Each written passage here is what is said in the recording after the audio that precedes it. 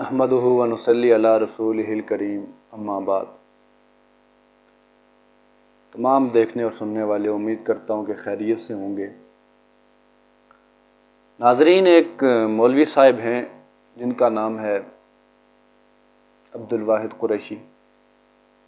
یہ وہ شخص ہے کہ جو کچھ عرصہ پہلے، چند سال پہلے اکابرین اشاعت التوحید و سنہ کو گالیاں دیتا تھا اور جگہ جگہ پہ چیلنج بازیاں کرتا اور بھاگتا تھا۔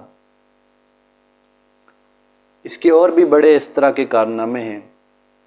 یہ مشہور للڑ مولوی الیاس گھمن کا شاگرد ہے۔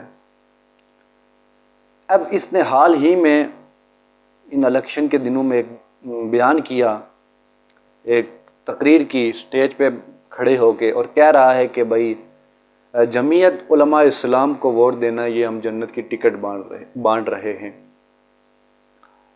سب سے پہلے سوال تو میں اس سے یہ کرتا ہوں، اور پھر آگے یہ بات کرتے کرتے کہتا ہے کہ آؤ میرے ساتھ دلائل کے میدان میں۔ ہمیں پتہ ہے آپ کتنے دلائل کے میدان میں آتے ہو، لیکن اس نے چیلنج کیا۔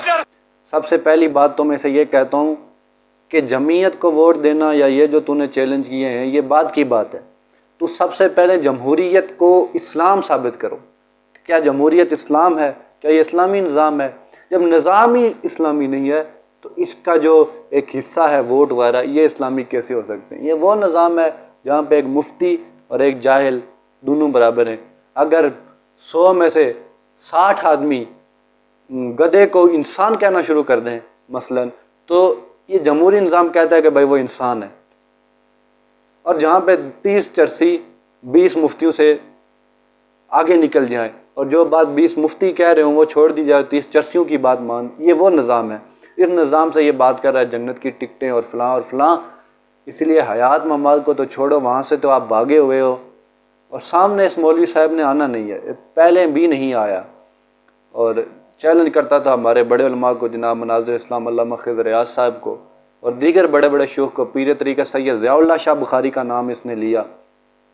سامنے تو یہ آتا نہیں ہے اور نہ ہی یہ آئے گا، لیکن عوام کو یہ بتانا چاہتا ہوں کہ ایسے دھوکے باز مولویوں سے اور 2 نمبر لوگوں سے خدا را دور رہیں اور اپنے آپ کو بچائیں۔ بھاگنا تو ان کا کام ہے۔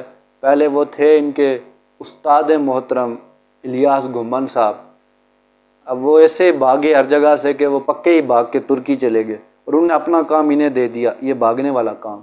اور اب یہ ماشاءاللہ جگہ جگہ چیلنج کرتے ہیں اور بھاگتے ہیں، کبھی سامنے نہیں آتے، عوام کو الو بنایا ہوا ہے۔ کتنی بار یہ طے ہوا کہ آپ اپنے بڑوں کو جمع کریں اور مسئلہ حیات ممات کو حل کر دیں، لیکن یہ نہ کر سکے، اور اب بھی یہ سامنے نہیں آئیں گے، کیونکہ ان کا کام ہے چیلنج کرنا اور بھاگنا اور اپنے عوام کو الو بنائے رکھنا۔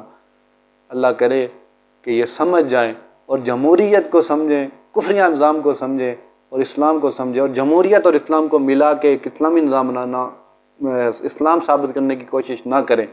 اللہ تعالی ہمیں ایسے شر پسندوں سے اور ایسے بے غرض قسم کے مولویوں سے محفوظ فرمائے۔ آخر دعوانا الحمدللہ۔